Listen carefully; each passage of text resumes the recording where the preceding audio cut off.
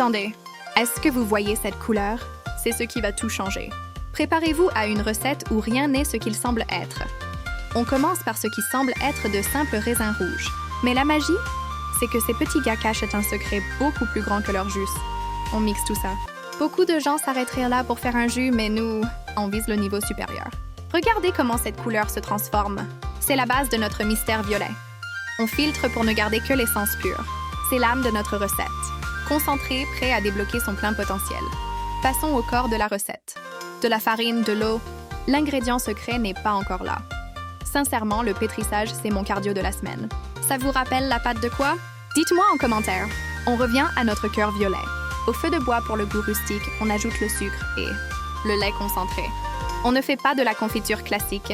On crée le cœur secret de notre surprise. On fait mijoter tranquillement jusqu'à obtenir une texture de crème épaisse, qui n'est pas le garnissage final. Ça, c'est une autre couche du secret. On l'appelle la préparation magique. La pâte a reposé. Elle est prête.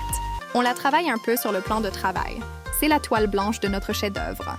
Vous avez une idée de ce que ça va donner? Stop. Si ce n'est pas un pain, une brioche ou un gâteau, qu'est-ce que je suis en train de faire? Laissez votre hypothèse la plus folle en commentaire. On fait des portions égales.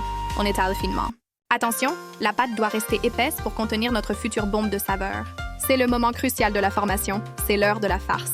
On prend un petit cube de fromage, oui, du fromage. On ajoute une touche de notre sauce violette concentrée. On ferme, on pince, on scelle le secret à l'intérieur.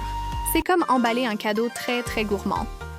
On répète l'opération pour avoir toute une fournée de ces petites boules mystérieuses.